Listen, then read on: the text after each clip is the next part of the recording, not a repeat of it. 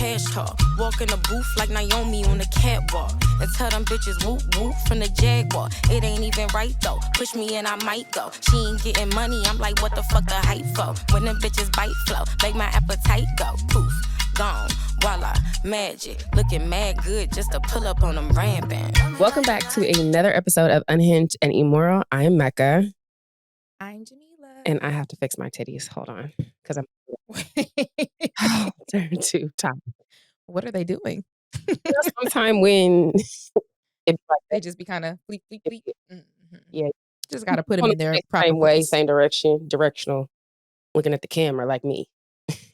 So, I'm still kind of exhausted, but we had a blast. We just got back from South by Southwest, powered by Calexy. Shout out to our friends, new fam. Actually, we just got back from the South by Southwest and Dallas from that fashion show. So we were like, I told y'all I saw Miss Deseri in the airport on our way home from South by Southwest. I was like, where's she at? When I think she was coming in. So that's what Melisa was saying. She was coming into South by and we were coming out. But like literally, as I was walking in, because of course I left Jamila and Taylor because I have Clear and Pre-Check, which I encourage everyone to get Clear and Pre-Check. It's just like, you be walking right there and got to take your shoes off and got to take your laptop out and that. Definitely worth the investment. People were like, oh my God, you're so rich. Pre-Check is $75 for like 3 years. It's not, Clear is $100. What's the difference between Clear and Pre-Check? Okay. Why do you need both? Clear, why you need both is because when you have Clear with Pre-Check, Clear is to skip the line and go through TSA. TSA Pre-Check is like the expedited TSA itself. So you don't have to have both. But if you're someone like, you carry around a lot of electronics like camera, laptop, all that and having to take all that shit out your carry-on can be like irritating as fuck, along with your shoes, all that. TSA Pre-Check makes it so you don't got to do that. You don't even got to take your jacket off. You just walk through the scanner. Just put your shit on the conveyor belt. So they just trust TSA Pre-Checkers more for some odd reason? Because you have to do a background check and all that. So they assume. They did the background check before. Yes, that's why. Like if you have any issues, you're not going to get approved. You know what I'm saying? Mm-hmm. And then Clear is just to skip the overall line. So you can have Clear, but you would be going through regular TSA, but you can skip the line. So that's why you want to have Clear and Pre-Check, because then you got Clear and you can skip the TSA line. How much is the Clear? The Clear is, I think that's like $100 and something a year, because again, you don't need TSA Pre-Check to have Clear. Just helps you skip the line. It's like a fast pass. Interesting. Okay. I'll consider. I mean, as much as we travel. Yeah, that's the thing. You know, travel is upon us. Travel is upon us. So, and I was already traveling last year a lot with my dad, having to go back and forth home, and all them lines and stuff. Like, I don't know if you realize. And, you know, Atlanta Airport, well, the busiest in the world. Let me tell you something. I never have an issue going. I don't mind flying. Like, everyone's always like, fuck Atlanta. I never have no issues with your airport, but I have Clear and Pre-Check. So I literally go to my side of the airport and I walk through. Yeah, I feel like Atlanta Airport is really intimidating for people who are not used to it. With the MARTA. I'm so used to it. Yeah, I'm very used to Atlanta Airport, and I feel like it's very easy to understand. People be acting like Atlanta's so confusing. I'm like, well, not if you read. I was gonna say, I don't think Atlanta Airport's confusing. Two airports I don't like: O'Hare in Chicago, irritating as fuck, and LaGuardia in New York. Not a fan of those airports. I was actually a little bit confused when I touched down in Dallas. Yes. I was like, hello? Where am I at? Where the hell? Where do I go? Dallas, Fort Worth? Am I in Dallas or in Fort Worth? So I didn't like that one. It was just I was just a little confused on how to get out. And I should never be confused on how to get out. Yes, I can see that. You know, like, let me out of here. Yeah. Hartsville? Maybe ain't no question. I was going to say, and I think it's just because you can really just follow the crowd too. Yeah, just follow the people. Yes. But anyways, let's get into our little recap of our festivities over the past, 2 weeks? Damn. I went out last night, so I'm fighting for my life, low-key. Did you? Where'd you go? Motherfucking Seaside. And then Urban Social, which is where the cat daddies be. Well, we know what you like, baby. I'm reformed. I've been watching them fry up, what is it, the 27-year-old stay-at-home mom and the 51-year-old getting a divorce. Do you know that couple? Yeah, that's It's like, I'm so glad y'all are doing that, actually. That don't even I'll be sound right, babe. honest. You I shouldn't be with never no went into the 51-year-old. 50s. Not that I'm any better. 50s is no. I never went I into would the 50s. never let you have that. I definitely kept it to the early 40s. Still scary, but hey, Listen, 50s is just like, now we need to have a conversation. Is his daddy issues? It just is. someone asked me, was mine daddy issues? And I was like, yes and no. It's because my dad is so old that our parents are the same age. So we be having a lot in common to talk about. I be saying that all the time. But I don't, well, I'm still friends with one of them. That old man. That's my friend at this point. Well, I'll be like, you okay? You over there alone. I don't want you to get up out of here and no one knows about it. That's insane. Well, because that's how old he is. Get the same age young as Portia. Okay. I'm just saying. Am I dating Portia? No, but for perspective, Okay, anyway, we're getting off topic. South by Southwest, Dallas. South by Mardi Gras. Did we talk about Oh yeah, we did Mardi Gras. We talked about we talked about Mardi Gras. We're all moon pie. Because we had a little break in between. Melisa loves moon pies and was sending us pictures of herself eating moon pies. Disgusting. She says she cleared the box. Like, I said, oh my God. exactly. You're craving a marshmallow? That's crazy that you don't like marshmallows because it's like, yum. When we were kids, my mom used to make peanut butter and marshmallow sandwiches for Darrington because he's a sicko. Okay. Now, see, you lost And me. then that nigga would go ahead and go behind her and put jelly on it. I said, you're disgusting. And I know he was shitting up his back. I don't know. He was like 7. Kids got a stomach of steel.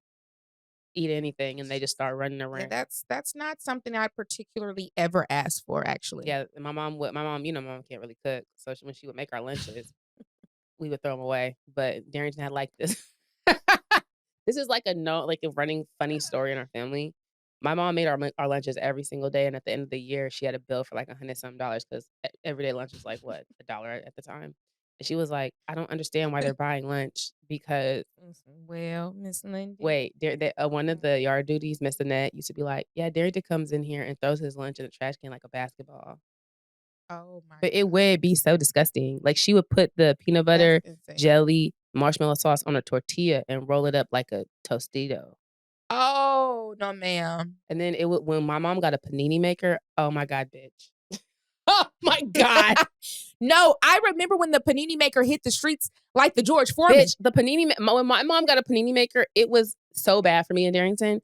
This lady was wrapping hot dogs up and putting hot dogs and pressing in the panini and sending it to lunch.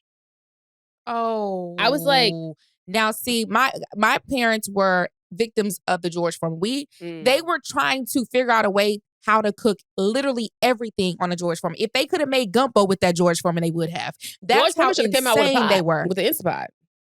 Hello? George Foreman. Like, you know how, see, the kids these days are used to the air fryers. No, baby. It was George Foreman. When the George Foreman hit the streets, back in the 80s. It was insane. And what made it so amazing for our black ass parents was the grease catcher. You're unlocking so many memories because I completely forgot that we had what is this? Remember he started making different models. So you had like the George Foreman. It's kind of like the flat top hibachi. We weren't even that advanced. Mind you, we could have been doing hibachi on our George Foreman. Some people probably were, but I'm saying there were so many things that could have been done. He could have really, the grease, he would have just been a little bit earlier. You said grease catcher and that unlocked something deep within me. We had the old school one too, the little tiny white one. No, we had. That was crickety. Oh, we man. Had the black one. We used to have a good boudin on there. Oh, yes. Oh, yes. I can see it now. It was like a black and the grease catcher. And at one point, I believe we lost the grease catcher. Oh, and that's when you have to get a plate. We're so glad. In the later years, we lost the grease catcher, but the grill still works.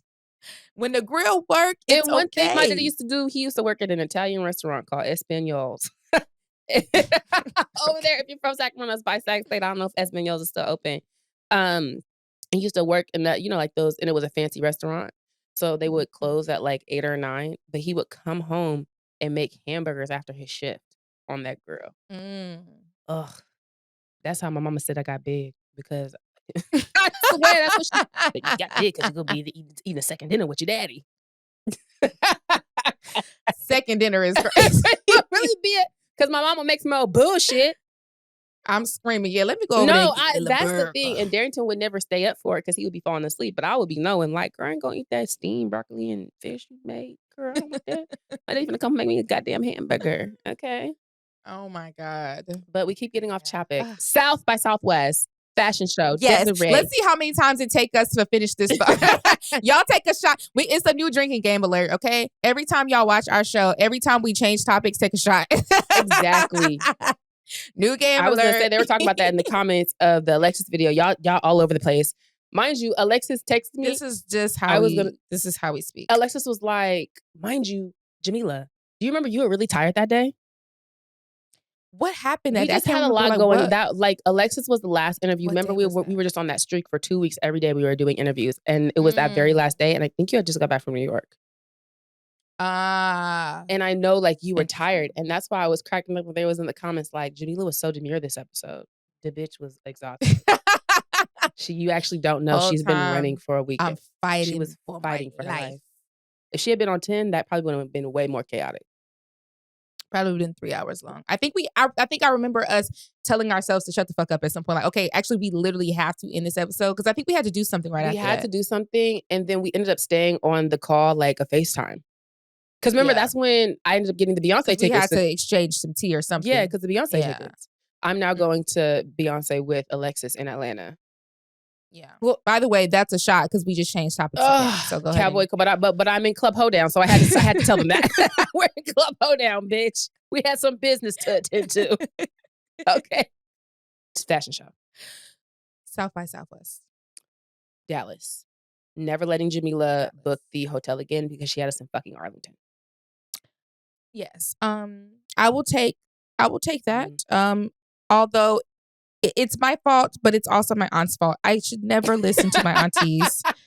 I said, because mind you, I'm booking the hotel, and of course I type in Dallas, right? And so one of the first ones to pull up was that one, and it had good reviews. It looked nice. And I was like, oh, and so I booked it, but I didn't realize it said Arlington until after the reservation. So I was like, oh shoot, this says Arlington. And then my aunt was like, oh, I mean, that's right by Dallas. You know, it's all in the same area. And I was like, oh, okay. And that makes sense if, you know, I'm coming from Atlanta where, you know, if it says like Marietta or something like that, it's still kind of in the same vicinity. So I was like, oh, okay, tight shit. Hell nah. We was 30 minutes away from every goddamn thing. It was really only bad because I drove to Dallas, unfortunately. So they gave her a little extra leg. And I got to Dallas, I want to say within almost 4 hours, because I did hit traffic like the last hour. And then I had to drive like another 45 minutes because I was in traffic, but I had to get to Arlington. Yeah. So it made my trip like almost 5 hours, which I was to jump out my car. I'm not gonna lie. I'm not a driver.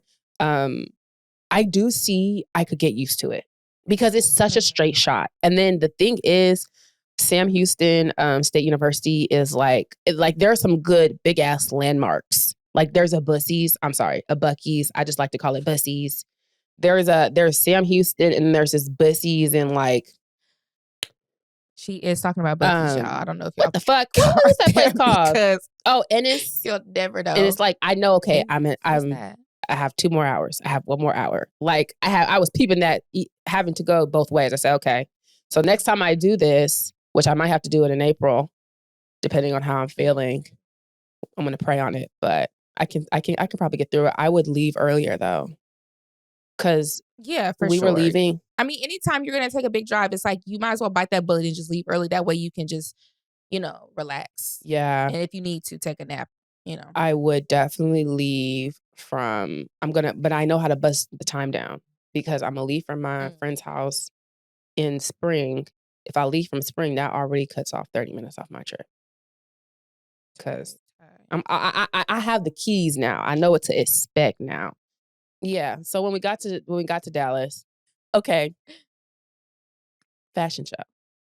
That was my first fashion show. Really? Yes, I've never. That was my maybe second or third, but it was like my first, I guess you could say, major fashion show because I've been to more of like the local stuff. Like my friend had a fashion show and he's also having another one actually this upcoming Saturday. It's good. If you're in Atlanta, pop out to the fashion show hosted by Fashion. Just look at my Instagram bio. It's actually going to be really dope. His first one was super lit. Performances, all that. I'm like, he really did the thing. So who yeah, is this who I will be think like it my is? second fashion show. Thomas. Okay. It's hosted by Thomas. I don't know if you've ever met Thomas. No, I don't think I have. He's one of my college friends. Okay. But yeah, it was super, super dope. And I'm excited for this one. So yeah, if y'all are in Atlanta, pop out to that. It'll be fun. I'll be there. Yeah. But yeah, this will be like my first major fashion show.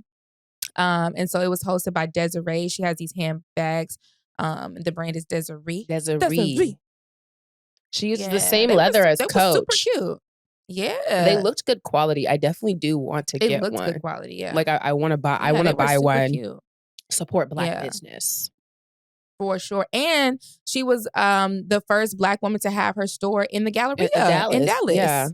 That's lit. Like, you did that, girl. And then her husband owns the restaurant, something in cocktails.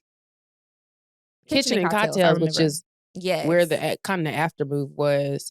It was nice. Yeah, the food was good. Yeah, it was nice. The food was good too. My lobster mac and cheese was good. I enjoyed. Yeah, all the food looked good. It smelled. It was great. It was a great time. So I enjoyed the fashion show. I like when people actually put forth effort in things. You know, of course, it's a fashion show for handbags, so it had the potential to be very like bland and stale because it's like, you know, you can only do so much with handbags. But I like that she took that and kind of like just really did it up and created theme and like took you into the experience of how you can wear these handbags and for what reason. It was, you know, themed around cowboy. Really leaned into like the Western rodeo and stuff season. like that. So it was it was lit. I really enjoyed it. They had a man doing a lasso, all type of shit, girl. It was very well thought out. It was very well thought out. A lady, I can't think of her first name. She's big in Dallas though. Oh, the host. Lady something. I can't think of it. Yeah. But she did an excellent job as well. Yeah. And it was great. To your point about styling those bags, some of those outfits I would have not thought of. I like how they gave us casual, business casual, Western, like all the stuff. It was really well thought out. They really gave you from top to bottom how you could wear it. And it was like, it spoke to the versatility of the bags. I was like, okay, girl, you did your thing now. Like thizzle. I'm influenced. I'm influenced. That's literally. Yes. And she was T. She's so pretty. Cute. Yeah. I said, oh yeah, you're ready. You're taking it, sister. You're taking it. We're going to take a break. And we're back. I was trying to tell Jamila the drama that was happening at the fashion show, but she was oblivious because, again, you know, Black people, the seats had names Black people specifically on them, right? Mind you, I don't know. It was an older couple. I knew Grandma had to sit down because she came in there some Uggs in her church dress and the Uggs. And she had Grandpa next to her and he had the cane. So this lady who her name was on the seat, it was an open bar. So obviously your name tag is sitting on your chair. She got up to go get herself a drink. Grandma sits down in her seat and gets motherfucking comfortable, right? She comes back and was like, oh, you're sitting in my seat. And she's trying to explain, like at first she's trying to explain to her, when I said Grandma ignored this lady, she was like, huh? Oh. That's so damn funny. Huh? Like, and the other lady was older too. She was probably like in her 40s, 50s, like somewhere in there. She was also an auntie, but this lady was like clearly like 70s type shit. When I say she wouldn't get up and she didn't care to the point, the lady stood there for like 10 minutes and she kept looking around. I was like, I don't know what to do. Like, I don't fucking know what to do. And it's like there was no one walking around. That was the one. They did not have ushers. They had the girls handing out drinks. So there wasn't anyone to be like, she stole my seat. That literally has my name on it.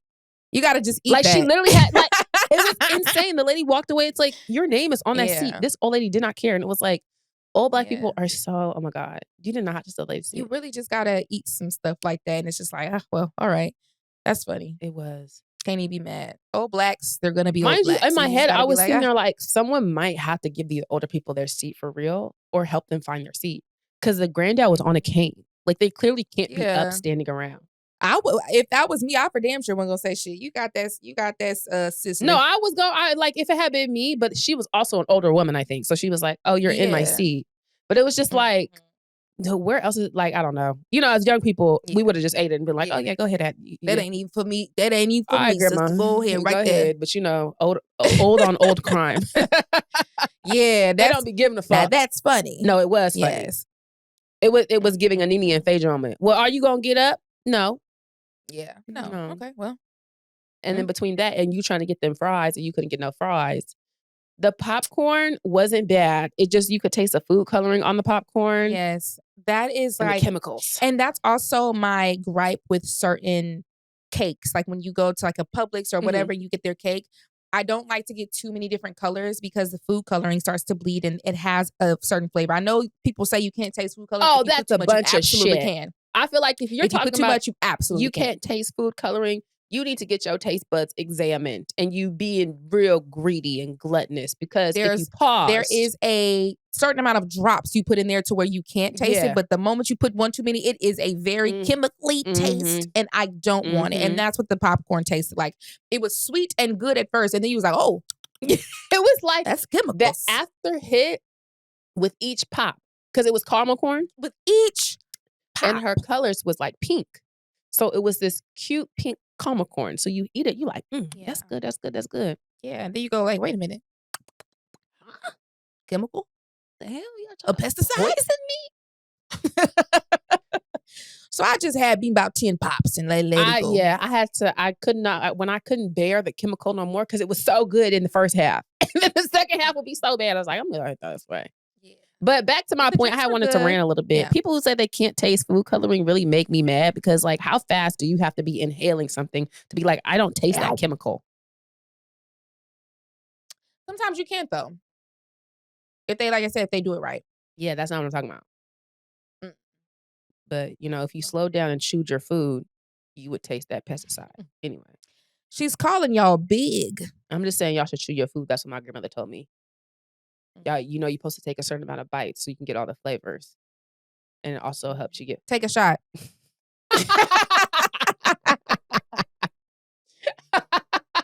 Remember the episode when Tony was off the Vyvanse and keeping us, but that episode was like 2 hours long, so you could see the Vyvanse start to wear off, and then he was just letting us go when he was hopping in. That's what this reminds me of. Okay, Dallas. South by Southwest. South by Southwest. I would like to say, first and foremost, I have to admit something. What? I did not know what South by Southwest was until literally a week before South by Southwest. And I am sorry about that. I don't know all of the things, y'all. She thought we were going to the motherfucking a Southwest Airlines convention. Sue me. I just did. Talk about they have bad press, planes falling out the sky. I thought they was trying to do something cute. I just thought they were diversifying. I thought they were I thought they were just branching into the influencer market. It would be smart. Just saying, influencers do travel. But hey, nonetheless, sponsor me, Southwest. When I finally figured out what South by Southwest was, I still didn't understand fully. I thought it was more so just a music festival, and then like they would have panels here and there. When I got to Southwest, that's when I was like, oh, this is fucking lit. I want to be here every year. I absolutely loved that festival, convention, whatever you want to call it, because it was such, first of all, the manpower that it took to put something like that together. I don't think y'all understand. I was blown away because it's like there's so much happening in tandem. It's like whoever is on the executive board for this shit, I know y'all work year round for each year's thing. Yeah. Yeah, I know they've already probably started planning for next year. Like, that's how insane it was. So what we quickly realized when we got there is like, oh, this isn't necessarily just a music festival. It's more so an industry convention with music festivals happening and going on.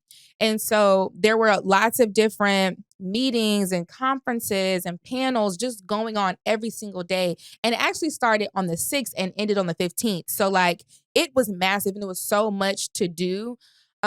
So I would definitely love to go back, even just as a spectator, like not necessarily as a panelist, because I would just love to do all the things. And I feel like South by Southwest was such a great opportunity for me to branch out.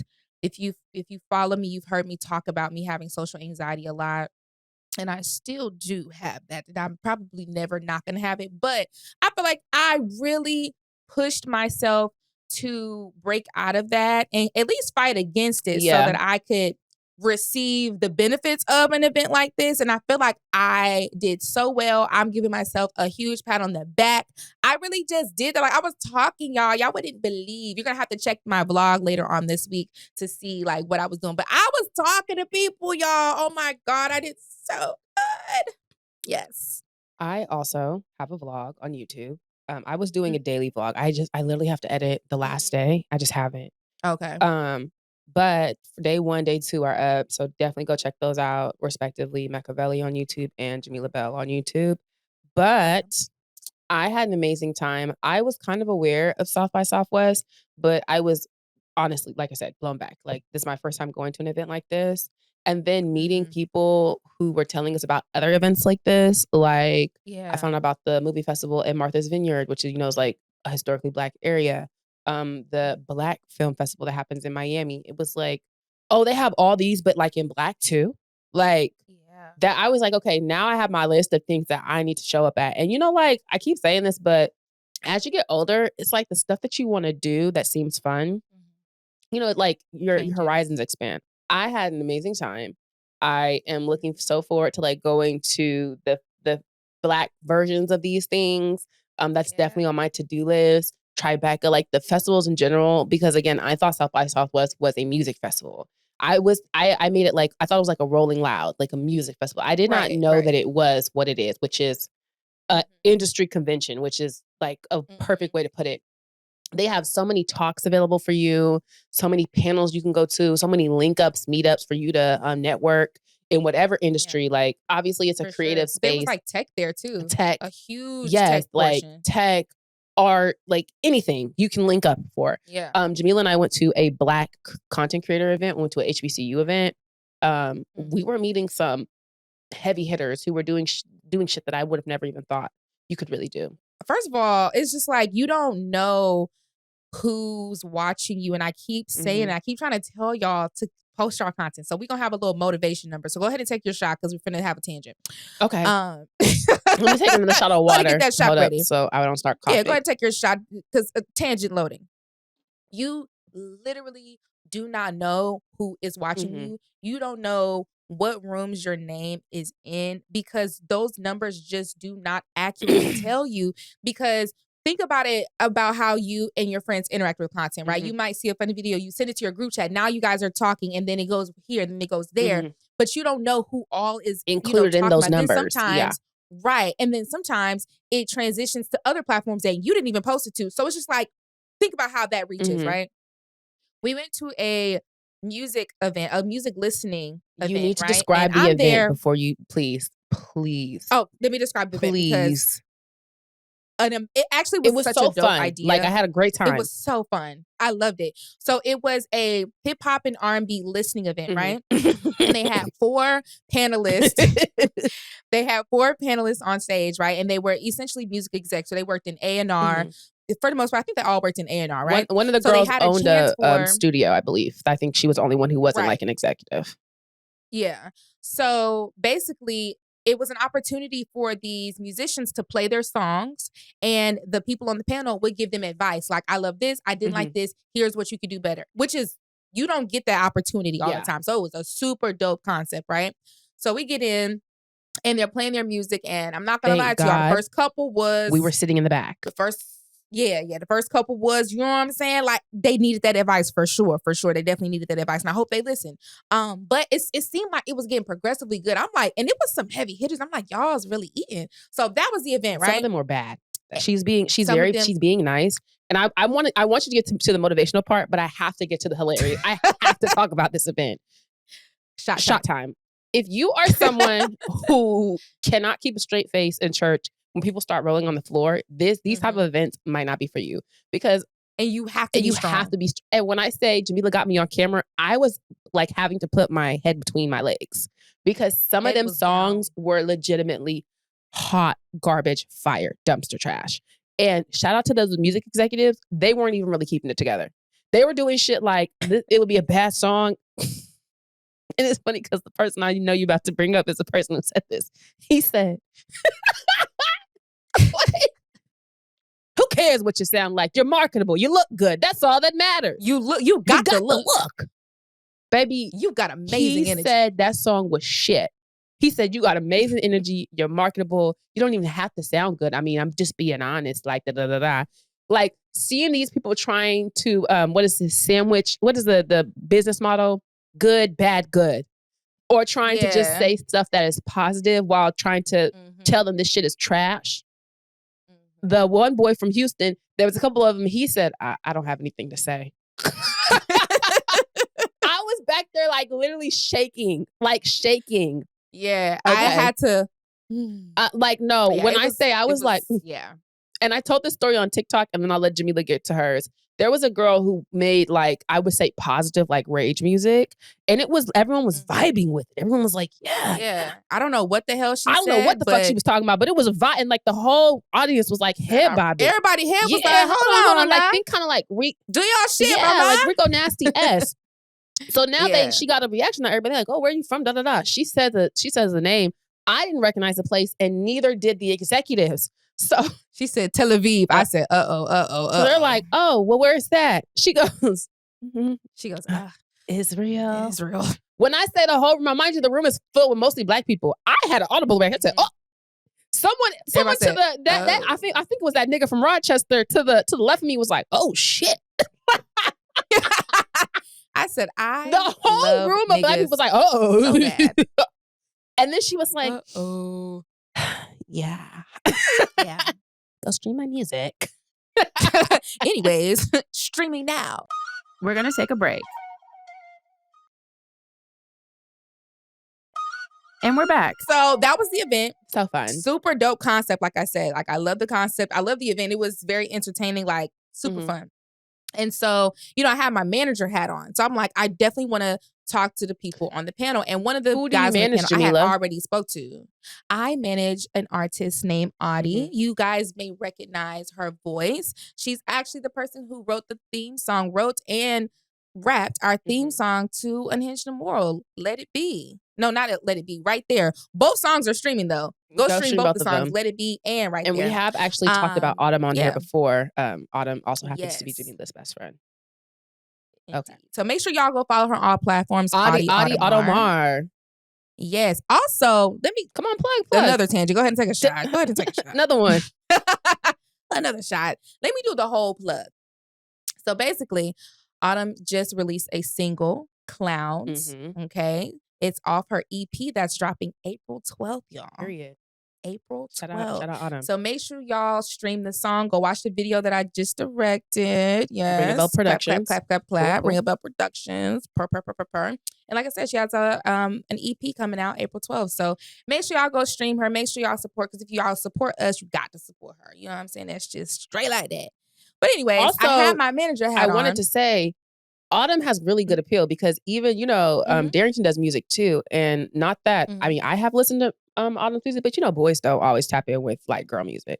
He was like, Autumn is hard. He was like, I would get it. He's like, I had DM'd Autumn, like, I want to get, let's do some. Let's make some. And she's like, Autumn's hard.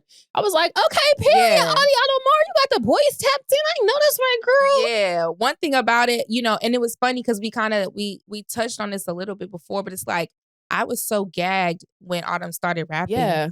Because we always be making fun of people who randomly start rapping because they're usually not good. She came out and she was just good. It was weird. But she was just amazing. And I was like, girl, what the fuck? When the hell did you develop this talent? Like, I don't know. It's insane. So she's literally like that. Like, I'm not, saucing it just because she's my best friend. You know what I'm saying? Like, her talent speaks for herself. Because I believe in her and because I am her best friend, I'm like, I'm gonna go hard for her. So that's that. But so you literally just make sure you guys stream it. What is this? The theme song? And like, things. just give us a girl power theme song, Autumn. I don't know. Yeah. And she wrote it in like 3 days. It's like, oh, I'll get the beat and all this stuff. It's fine. Yeah, she was like, oh, actually, I already have a beat that's perfect for this, BRB, and was literally right back and got it and did it. I was like, girl, what the fuck? This is amazing. Thank you. Thank you? Like, what are you talking about? So, yeah. all those things. She deserves all those things, and it's gonna be her year. So just look out for that. Yeah. So now back to my other tangent. I had my manager hat on, so I'm like, okay, I want to make sure I talk to everybody on the panel, and I had already talked to one of the boys on the panel because he was in a different event that I was in earlier. So I was like, okay, I already talked to him. Let me go talk to this one dude. His name was Philip. So shout out to Philip if you see this. He works in A&R in Austin. So I'm like, okay, I walk up to him. I was like, hey, I just want to introduce myself. My name is Jamila. Before I even get Jamila out, he goes, I know exactly who you are. What? I'm looking around like, why the hell you know me? I don't do music. That's where my mind went, y'all, because I'm that aloof. I'm like, how the hell do you know me? He goes, oh, I be on TikTok. He was like, I know you. And then he points to Mecca in the back. Her back there too. Mind you, I'm walking in from going to the bathroom because I had to go doo-doo. And I'm like, whoa, this is crazy. He was like, yeah, like, y'all are it. Like, y'all are amazing. Like, I definitely know who y'all are. I follow y'all. I think y'all are dope. Just all these things, giving us our praise. And I'm like, I'm gagged. I'm really gagged because I'm like, whoa, we've reached places that we weren't necessarily even intending. Because like I said, I don't do music in that way. I don't really even talk about music a lot. So the fact that I have landed in the lap of a whole A&R executive in Austin, I said, okay, then shit. Well, since you're so familiar, here's my artist. Can you please tap in a little bit? Yeah, Thank you. like, Thank you. Well, shit. And so I want y'all to like really understand that you just are never, ever going to fully grasp your reach until it just starts hitting you later, right? And so you have to keep that in mind when you're like doing content, when you're doing whatever field you're in, you know, you literally just have to keep going. And that audience is going to find you no matter what, because they're going to fuck with what you're doing. You know what I'm saying? You don't have to like overly niche yourself. You don't have to overly like produce yourself and market yourself, because if you yourself are marketable, the people are going to find you. You don't even have to be good at music. You can just be marketable, baby. Shit, you know what I'm saying? Shout out to Philip. I'm going to start saying that shit all the time. You don't even have to be good. You can just be marketable. He didn't lie, though. That's the crazy part. He did not lie. But that's right. And we say that all the time. So it's like, I mean, because a lot of y'all can't really sing. Y'all can't read music. You don't know if you're an alto, a soprano, or a tenor. But you're marketable. And that's all that matters. You look good. Your energy is out of this world. That nigga was going on and on. He said, your energy. It was so funny. I'm like, you got God, the look. But yeah, you know, South by Southwest, I give y'all a solid 10 out of 10. That was so fun. I definitely would come back. I absolutely enjoyed myself. Yeah. Shout out to y'all. I wanted to say, shout out to Calexy. Their team was absolutely amazing. I mean, you know, and let's talk, because one thing I'm big on is when Black people are running things and they not doing a good job. One thing you girls will get on the internet and do is be like, so you this why Black people can't have nothing. So I always have to be, when shit is so well done, I'm always going to give Black people their 10s. Like, oh my God, that shit was so well put together. Everyone's energy really was amazing. At dinner, we were literally talking about the freaking housewives. Like, from start to finish. We can go and name everyone by name. I'm not going to do that. But just shout out to Calexy. We are really excited to build our world. I actually have to call Jalen this week to set my world up because I want it to be super duper cute. We have some big ideas for our worlds and how we're going to execute them that we're putting into action this week. So, you know, it's Monday when we record this. So we're at the top. This is our first thing to do. It's so inspiring to see that many Black people doing shit, you know? So if y'all didn't know, because I don't know if we made this very clear, the reason that we were even afforded the opportunity to speak at South by Southwest is because of Calexy, which is a new platform actually designed for creators and for people who want to own their own shit, essentially. Like, that's what, because you know how on TikTok, right, own your own shit. So you know how like on TikTok or Instagram or whatever, you have your feed, you follow your people and that's it. So with Calexy, it has that concept still. You have a feed, but you also have the opportunity to take the people that you really love and just enter their own world as its own app so that you can get all of their content without having to like wait on the algorithm to send it to you. Yeah. So like it's super, super innovative. So they invited us to speak on the panel. Essentially it was called Creators to CEO, just highlighting the way that we were able to like essentially monetize our platforms and, you know, get outside of the app a little bit. And so that was like how we even got entered into the space in the first place.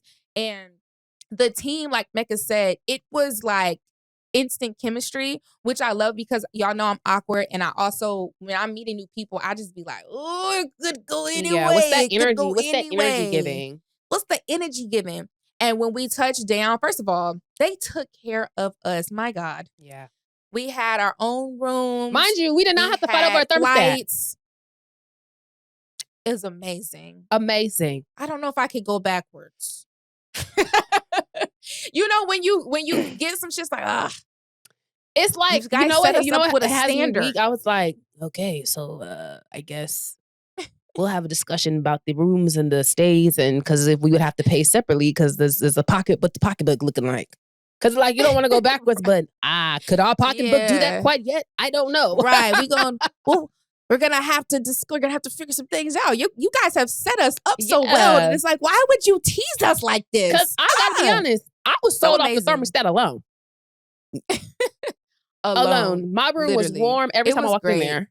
Amazing. I snuggled in, rubbed my heels together. Yeah, it was so dope. They, of course, paid for our flights, our rooms, and just all around it was very organized. I was not ever confused. I never felt like they had us looking crazy.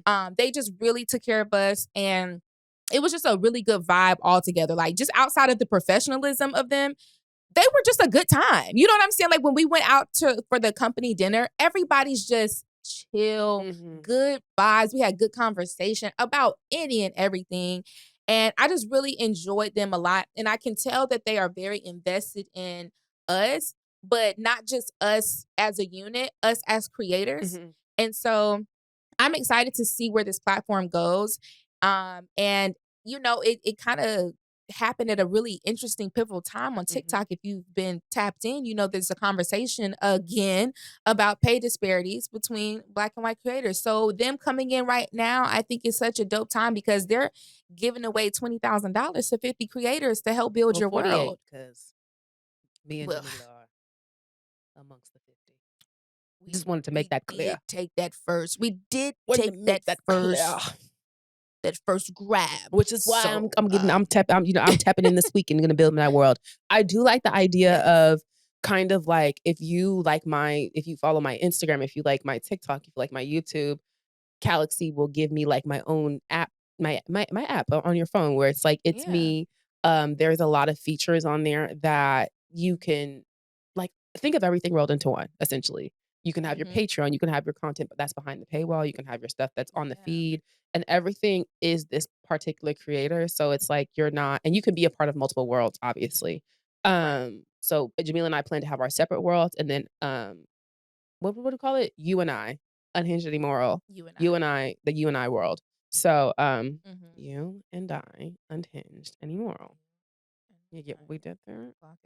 Jamila texted me this morning in all caps. Oh my God, I have an idea. And when she typed you and I out, I thought I was having a stroke. It took me like 4 times to understand. I said, you and I, get it, you and I, you and I. I was like, huh? Because it's like you and I. You and I. And I was like, you and I. You and I. Oh. You and I. So basically what we're saying is the merch is going to literally devour. Yes. We already said. And we have a meeting this week with our merch designer. We have so many meetings this week. So like when I say South by Southwest was life-changing, we know how to do so much now. We have so many ideas. Obviously we had ideas going into it, but like seeing how we can execute it and what is kind of in the palm of our hands. Well, like Jamila said, who is aware of us that we weren't even aware was aware of us. Really put yourself out there. You can't keep up. You can't keep up with your name. That's why you got to make sure it's good. Yeah. Make sure what you're putting into the world is some shit that you can stand on. because you never know And who knows who you are. You have to network, y'all. And listen, I get it. I hate networking. I literally hate it. But it is the most important tool. I actually spoke right after South by Southwest. I spoke at my alma mater, Georgia State. Shout out to Georgia State at NABJ meeting.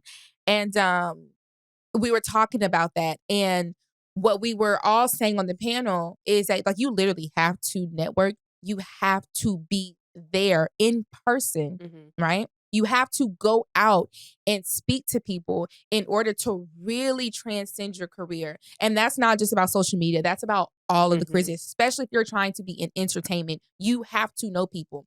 The huge reason on why I started my production company in the first fucking place is because I didn't know no damn body to give me a job on nobody's set. So I had to do it myself. And so you literally have to know people. And the only way you're going to get to know people is if you go out and talk to people. And as much as I hate it, I'm never going to say it's not useful. It is the most useful tool you will ever have. Getting out there and opening that goddamn mouth. This is, I just want to put this idea on the floor. So we have obviously our Calexy paywall and then our Patreon paywall. I know we have stuff set up for Patreon already, which is what that's not going anywhere. For our Calexy though, since we went to that event, courtesy of Calexy, and Melisa had said this in real time, like, we should do something where we're reviewing music, kind of like, but Jamila and I are so silly, so we wouldn't have to we wouldn't have to keep a straight face if the song is bad. It would just be like, maybe we can do something like Philip and be like, the energy's good. Like, we'll just have instant, like, the energy's good, and y'all know, like, it's a no for me, dog. That would be fun. That would be, I would, because people have sent me songs to review before. Like, you know how, especially when you get big in content creation, people, you got to market yourself. We'll start emailing you, hey, can you put this in your video? Hey, da-da-da-da-da. And I get that a lot. And I always will, just cheekily send them to my brother, because Darrington does music. He's a music head. And he'll either be like, this shit sucks, or it doesn't. You know what I'm saying? Like, so it's like, I feel like, okay, now that I've seen that in real time, I'm like, I would be open to doing that. Yeah. That'd be fun. Let's talk about it after this. Yeah. It could be a part of our yap down. We are planning a yap down, but we'll come with more details, because we're still trying to solidify that with each other and our conceptually. So just know this is a week of planning. This week is going to set us up for the rest of the year, honestly. Right. This week. And it's interesting. I'm actually loving the way our schedule kind of worked out, because we have like a 3-week break from doing stuff, where we're like at home, back in our regular schedule programming and our routines. So we can like literally like iron out some details. Now we're in like the planning mode. Yes, let's plan and grind and plan and grind. That way when we're back on the road, I promise y'all gonna be sick of us in the best way. Prepare to be sick of me. Prepare to be sick of me. Yeah, it's gonna go stupid. Yeah. Okay, well, yeah, it's a stupid.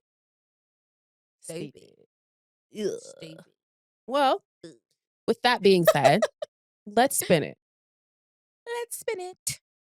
We're going to take a break. And we're back. Spin It is our segment where we give you PR advice on how to get through your low down and gutter snipe situations. Now, full disclaimer, Jamila and I are not PR. Come again. Full disclaimer. Jamila and I are not PR professionals, as someone once eloquently told us. But that bitch. Fucking bitch. But we did study communications in college, and we enjoy the hustle and the bustle of the game. So if you have any gutter snipe situations that you want to put a PR spin on, remember to email. Come again. I'm on my wind down. Can you tell? I'm like, okay. She's stroking out. She's stroking out, baby. We're at an hour. Don't forget. I was on whiskey sours all last night, fighting for my life. We are emailing us, Unhinged Immoral pod@gmail.com. Not going to redo it. Jamila, what do we have? Hold on. You said we are emailing us. I said. Just, you know what? Y'all know what I mean. Y'all know what the hell to do. I'm trying to say. Because Mecca can't say my it, brain y'all. is mouth Email us at unhingedandimoralpod@gmail.com. Be sure to include your ages. Correct. And let's get to it. Oh, yeah. And let me just say this. Please stop DMing us your spinets. Okay, y'all don't follow directions. Oh. Y'all need y'all ass. Y'all don't follow directions. You used to get in trouble in school, didn't you? That's just spin it. Oh my God. Follow directions. Why can't Email they DM? I know you want. Do not send us Because a we DM. don't check the DMs. It's just we already have too many with other things. It's not going to get read. We're waiting for the email. Oh, I wasn't even checking the DMs. I just seen them today, and I say, hey, why are y'all Oh my doing God, this? we have so many I didn't respond that we're missing out on. But yeah, come on now. Damn. Follow Well, directions. the messy in me kind of does want y'all to DM only because then you can put a picture to the face. No, they can add a picture to the email. Don't give them no pass. They're grown adults. And that's your problem there. You're probably the problem. If you DM'd, I know you're wrong. Next. All right. Excuse the fuck out of me, Miss Drake. That was a callback from last week. Your kids are annoying.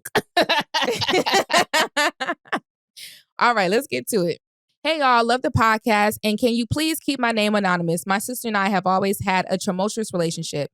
Within the last 3 years, I thought we were turning a corner and actually becoming close. To give some context, my sister's going through a hard time. She didn't graduate from college and subsequently started to abuse drugs. I understand and feel her. We are all just trying to figure this shit out. However, she recently tweaked out and damaged my car with malicious intent after a heated exchange, using her Stanley Cup to hit my shot over and over. I think you meant shit. To hit my shit over and over. The damage is estimated to be $1,100. After doing it, she has... They are. The damage is estimated at $1,100. After doing it, she has lied to all the members of our immediate family, saying that I did the damage to my own car. She also has gone out her way and lied and said that I damaged $600 worth of her property and stolen some of her stuff to level the playing field in some sense. Note to mention the fact that she fought my mother and tried to fight me as well. I am pissed beyond belief and struggling because certain members of my family are siding with her out of sympathy, and I'm taking all offense to it, including my mother. She has also threatened to take her own life when I simply ask her to take responsibility for their actions and negatively impacted me. I don't know whether to feel bad for her, mad at her for the lack of responsibility. Can y'all please give me some advice or tell me how y'all would handle this situation? P.S. We also live together, unfortunately. God you should damn. have led with that shit. God damn. First of all, you gotta move. Like, okay. Let me just say this as someone who is close to my sibling, but I have a brother who is a mama's boy and is the youngest. And at points in time, Darrington has definitely been in the wrong, and my mom has taken his side. Who the fuck knows why? Just because that's her baby boy, right? I can absolutely sympathize with you being like, what the fuck, mom? Like, I get that feeling. That is a really hard pill to swallow, especially, I don't know if you're older or she's older, but it really doesn't matter. She's in the wrong. And when you have a parent specifically, not just the family, but your parent siding with the sibling who you feel like has done you wrong, it's tough. From what you described to me, I don't think you should be talking to her, at least for this point in time. Like, I don't think it's healthy for you. Seriously. For anyone who would destroy your shit like that, Stanley Cups are hella fucking hard. And I would think, you said she already fought your mama, so that means she don't mind getting physical. That and I mean, I don't know if your family is aware of her drug abuse. She sounds like she's out of control, long to the short. She really does, and there's no checks and balances within the family. And I'm kind of putting my own business out there. At points in time when I felt like there was no checks and balances with my brother, I backed up from my family.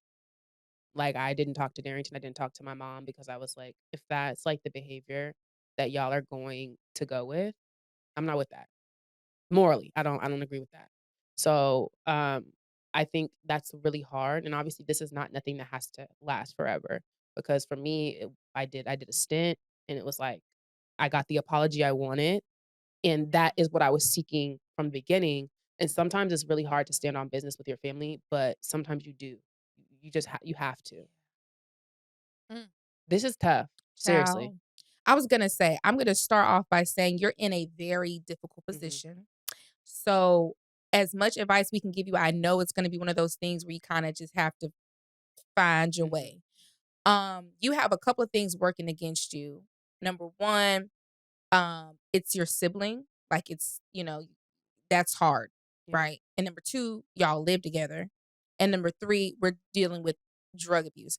And I can tell you didn't give specifics, but I can tell you it's not weed or alcohol. I know that baby's doing something She's probably off that powder or that crystal. Or them opioids.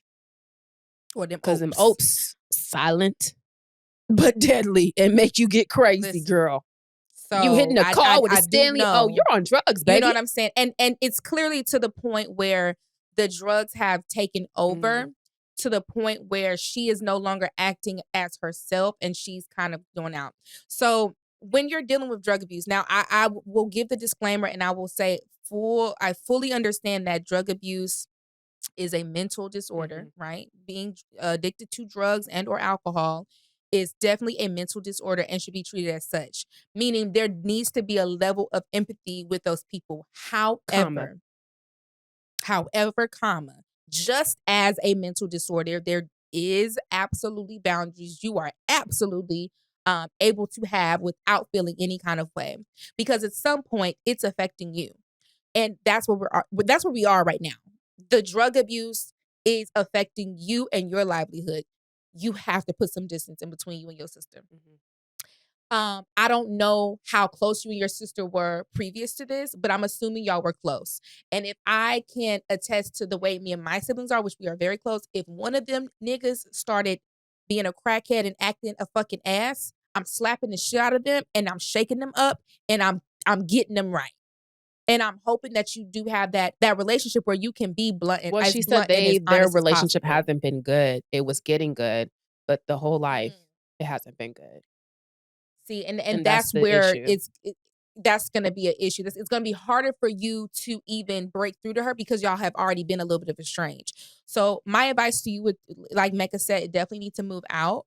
But you also need to put boundaries in for you and your family, especially the ones who are enablers, Yes. because enablers of bad behavior, especially drug abuse and addiction, it doesn't ever go well. It's not ever going to help anybody in the situation. It's not. And like, I think Mecca said the same thing. Like, we don't really know. It's kind of hard to tell if the whole family knows that she's an addict, but that's not one of those things that you need to keep a secret when it's affecting everybody. Based on what you read, it's giving denial. You're saying people were siding with her because of sympathy. Oh, so y'all know she's a crackhead. You know what I'm saying? And y'all, they're trying to protect her, and they know that that's not protecting her. They know that this erratic behavior is not her per se. You know what I'm saying? Like, that's why they're like looking at you like, okay, but you know her issues. You know she's particular, but you know, like that is a level of enablement, and that's where I'm saying, like, at least for me, I don't even mind talking about it no more. When me and Darrington were beefing, it was because we were living together and he left me to pay, like, he wasn't putting his half of rent in, basically. So I was paying all the bills. So obviously I didn't have no money left. And it was like pissing me smooth the fuck off. That's not right, right? He had a girlfriend at the time who was at my house all the goddamn time. Unmitigated gall of niggas. So I get into it with him. We have a very heated exchange. I call my mama. My mama's like, da-da-da, y'all stop fighting. Basically, that was her stance on it. Y'all stop fighting. What the fuck is you talking about? This nigga owes me 3 months of rent. It's not about fighting. It's about my motherfucking money. And you know what I'm saying? And so in that situation, it was like, oh, so you don't want to take sides because we both your kids, but this is like right or wrong. You couldn't go and do this with no one else. You're doing this because I'm your sister. So you owe me an apology. And mom, you owe me an apology too, because this some bullshit. You tell anyone about the situation, it's wrong. So I'm saying all that to say, I see where your mama's coming from, because your mom probably thinks she helping in the way that she can. But like, you're also going to have to pull up on your mama and be like, girl, this is wrong. And for me to protect my mental health and for me to like self-preservation, I'm gonna back up off you too. And I'm telling you, I'm gonna go ahead and assume, take a gander, your mama cares about you. As someone with a mom, my mom was sick when I did that shit. But I'm saying like, nah, it's like for real, it's right and wrong. I get that's your son, but I'm your daughter. So at this point, it is what it is. I think that you need to move out. And if you can't move out immediately, you need to put a clear distance between you and your sister. And you need to make your stance clear with your family. Y'all don't have to not fuck with her. But if you're gonna fuck with her, don't fuck with me. For real.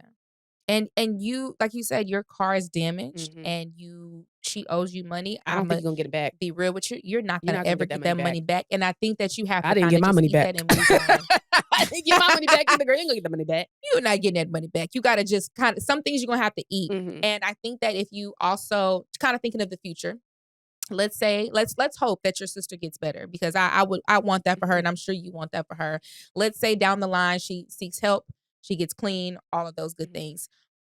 It's important for y'all to mend y'all's relationship outside of that money too. Like the money is, because the money is never the issue. Yeah. Money is It's never the the issue. principle. Money is always just the thing. It's always just the principle. So I need y'all to, when y'all get back to that point of reconciling y'all relationship, don't make it about the money, make it about the situation, and make it about how you all, we're distant and all those things. And I think that, I don't think y'all are too far gone. Like I've heard worse. Like it could go there for sure. Because when people are addicted to drugs, they do things that they would never really do. I feel like you're at the beginning stages of it getting bad. She's fought your mom. She's destroying your property. She's acting erratically. You're at the very beginning stages. And the thing about people who have addiction, and just having dealt with that in my own family, just taking it back, you cannot enable them. You have to very much take a clear stance. And even if it hurts you in the process, in the long run, it's going to hurt either way, but it's going to be better. You know what I'm saying? You need to take, and I would say PR spin. I wouldn't give a fuck how I look to my family, because in the long run, you're going to look good anyway, because it's like, I'm not dealing with that. I don't condone that. I'm not, like, if she would destroy your car, if she would fight your mama, she's on a path of destruction right now. She's going to fight you. She's going to fight you next. And you don't ever want to fight no crackhead, because they're strong.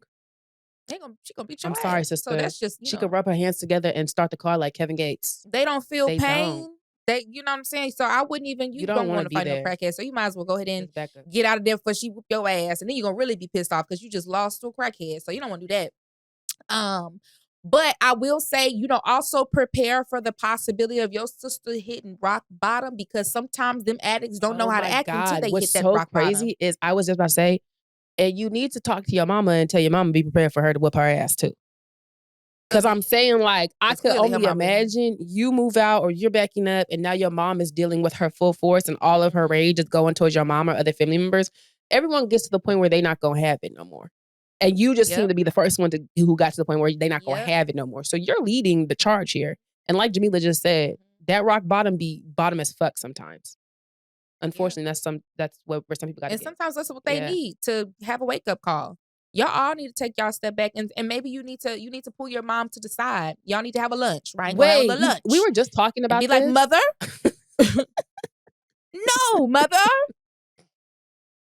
We were just talking about this. We were with Melisa, and she was talking about her family and the checks and balances in her family, and how as a family, when people start acting up, like they shun people, but there's like, the old heads will talk to you. Well, your peers will talk to you, the cousins, and then the uncles. And then she said the last stop is like her great grandmother, her grandmother, like the Medea, the big mama in the family. And if you are still showing your ass at the point at which great grandmother has to talk to you, because that means we done did this 4-5 times. Then you're no longer invited to stuff until you get your shit together. And I think that, and I love that. I loved it, and it's so crazy because a lot of people kind of have that informally, but to hear Melisa like formally talk about it in a way of like, I'm like, damn, a lot of Black people do that. A lot of families do that. Like, somebody got to go talk to you. I can remember when Darrington was fucking up and when he was a teenager, uncle, go talk to him. Go talk to him. Like, that's a thing in our communities. Like, but hearing an actual like, oh yes, we have a system. Like, this is our system. I'm like, most people do have this system. So I say all that to say, if y'all have a system that y'all could possibly, it's time to enact the system. It sounds like she needs to skip the cousins. She might need to go straight to Big Mama. I ain't gonna lie. She might need to go straight, but for the fairness of because the steps, and if you ignore the steps, then you're kicked out. We give her the steps. You got to go through the order. Give her the steps. Give her a fair trial. Yes. Yes, you definitely got to sit that mama down, and you need to have a conversation with her. Number one, about how, Mom, you're enabling our crackhead sister. I don't like it, and it's hurting her. That's part one of the conversation. She gonna beat part your two ass is, again, Mom, you got me fucked up because you keep enabling her, and thus as such, this is how it's affecting me, and I'm telling you, it's gonna affect me and you. So you can do with that information what you will. So that's a conversation you need to have with your mom, and kind of see how that goes. But what's important is sometimes you have to look out for you and your own. I don't know how old you are. I don't know if you have kids. I don't know all the extra shit, but you got to look out for yourself, because you don't want your crackhead sister. I was going to say, if you have kids, bitch, this not even a motherfucking question. You got to get gone immediately. Yeah. You don't want that crackhead coming up to your job acting a fool. Because then that's hard to explain. She attacked your car with a Okay, so you Stanley can't let cup. her- That Ain't is the no most cheesy. crackhead shit I've ever heard. Like Yeah, if you that's why I think said, of like, I know what like this that's why is. we say this. No, this is something different. A Stanley cup. This is not. This ain't alcohol. Because alcohol, they just get all loosey goosey and all they do is yell and scream and pass out. She on some hard shit. You should have came to She me on for some crab hard and the shit. gumbo and the. You know, I ain't got no damn crab. She is on some hard shit. So, good luck, sister. Mhm. I really wish y'all nothing but do the too. best. But you got to look out for yourself Yeah. for sure. Whew. Well, Well, I guess we ought to read some of them oh, comments. well, let's get into the comments, y'all. I always forget about the comments.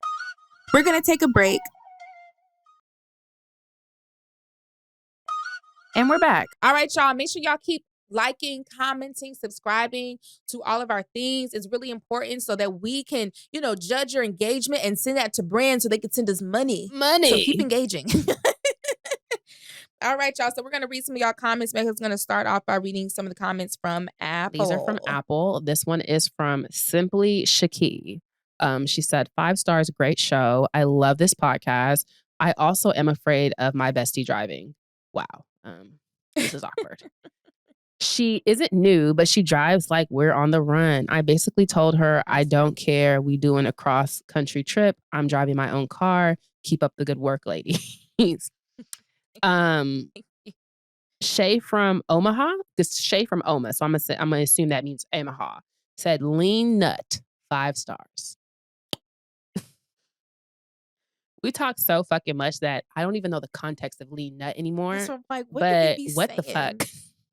Saying the phrase lean nut in my ear at 7:42 a.m. on a Thursday morning was not on my bingo card for the day, but I love the pod. Keep going. I'm going to have to go. I need to know. Oh, I remember. What? You were talking about nut, and he was like, you were saying, I think you were talking I said about, like, lean the nut? boys That need does to- sound like a Mecca. It would only be something you would say. Well, yes and no. I feel like you would have said it as well. I would not have said lean nut. You- That has Mecca written all over it. But continue. More Apple. Cicely Andrea said, men do drive crazy during an argument. Hey, Mecca and Jamila, y'all are so insightful and I'm loving the personal stories. I too have been in a car with a man as he flew down the streets of Brooklyn. Not Brooklyn, BK. Word to Jenny on the block. We get into a little squabble and suddenly you're in the Fast and Furious. One of the last times he accidentally hit a biker. Whoa, that's manslaughter. Girl, manslaughter? Jesus Christ. Oh. The guy ended up being okay, but I never felt so vindicated. I would always tell him to slow down and scared to go to jail. God damn. Hit somebody. Jesus Christ. I don't have that You experience. said J-Lo. She from Yeah, she's from the Bronx. the Bronx. Yeah. You know. We don't want to get that twisted. You know she's from the Sorry. block. Mm-hmm. I'm not really familiar with Don't New be York. Don't be messing up. Who's Don't be from messing up Brooklyn? J-Lo hood. Is that Biggie and Little Kim? They from Brooklyn? Biggie and Jay. Oh, they from BK. BK. Or is it Bronx BK? Yeah. No, that's BX. Y'all all answer to the rat overlord. So anyway, pissing men off for free said love y'all. I've been following you both on TikTok for a while now. I've always appreciated y'all takes on things. I just listened to all your episodes in the past 48 hours. I am obsessed. Y'all are too funny. Are you from Baltimore? I've just been cackling and ad-libbing like I'm in the room with y'all. The combos, the advice, the opinions, hilarious and real. I love it. Keep doing y'all. Wishing y'all much success on all future endeavors. Thank you so much. Thank you. I You also bitched it. piss men off for free. thorough. So Thorough. Okay, y'all. These are from Spotify. This is from Moulay, I believe. Love from South Africa. Woo! Period. Jamila reminds me of Kiki Palmer in the best way. That's the best compliment you I was can gonna ever say, give me. we love I Kiki. love Kiki down. Love her. Shout out to Kiki Palmer, y'all. At Chatterbox341. One thing about Texas driving is once you've mastered it, you're good at everything else. LOL. This is Cree says, hey y'all, Mecca, I too can identify as a good kid in Mad City. As an 80s baby, they not raising these kids to be seen and not heard, which can teach you how to be observant and a good listener. Valuable skills to have. No, for Because real. listen, that's how I got all the tea. Literally. Shut your ass up. At SC Bookie says, Tennessee here, and I love me a moon pie. I'm going to have to get me one today, LOL. I'm always told how country I am for liking them. Yeah, baby, we did. Listen, this is your tribe. Yum, yum, yum. Ed Monet, I believe, said, I'm mad that the video ain't showing on Spotify. Off to YouTube I go. LOL. Hey, tell them to get their money up. There's a reason for that. Ed JoJo says, I'm from Louisiana and still want to experience Mardi Gras in Mobile. They would shoot motherfuckers in Mao, I think that's how you said, this year. So I'd much rather be somewhere else next year, LOL. Also, I hate moon pies and always have since I was a kid, LOL. Yeah, you got to experience Mardi Gras in Mobile. It's its own thing, own culture. Okay, we're on YouTube. Mecca, it's K Beauty said, Mecca wanting to dress as a moon pie next time is very on brand for her. Listen, I'm going to make it work. DJ Blessed 313 said, at 33 minutes and 22 seconds, the silent after the monkey joke, I felt that. The laughter with no sound. We all grabbing objects with our feet. Because why would you say that? Now, that was Jamila. Because I said, monkey. If it's a racial joke, it was probably I was going to say, that was you. Sorry. I think this is Kiera Graney 5099 said, this has been the best episode to date with the dead emoji. Thank you, girl. Sharonda Renee 06 said, y'all beating us? Jamila, please. And that was Jamila, another racial joke, because that was another racial joke. You're welcome. Emmanuel Dixon 5645 said, Moon Pie was founded and still operates out of Chattanooga, Tennessee. I did not know that. I live in Knoxville, and moon pies were a very popular treat, usually paired with an RC Cola. If you ever come to East Tennessee, we also have moon pie moonshine. Well, that's a goddamn fun fact. I didn't know that. I love a good fun fact. Chattanooga, Tennessee. I'm going to take that to the bank next time I'm in Mobile. Just Cooper _7 said, this episode had me cackling. Y'all are too funny. Thank you. And Josh Helm 3772 said, at 6 minutes and 39 seconds, jeans and beanie church music is so fucking funny. Listen, I love Maverick City from time, but not all the time. Put on the clock, sisters. The time. I want to stomp and clap, girl. Dang, y'all. We love y'all so much. I guess now, can we do the church announcements? I like doing the little announcements. Yes, the little church announcement. Then it's like, it's an incentive. If you finish the episode, you get the nuggets. Oh, yes. Okay, let me go back to the screen where I can see y'all. All right, church announcements. He's an on-time God. Yes, he is. Oh. I feel like we made all of our announcements during the meat of the episode because we said we're doing our Calexy setups for our worlds this week. We'll be having like a Patreon type Calexy situation. Oh, we do have one. What? We'll be in Dallas. Oh, April 19th.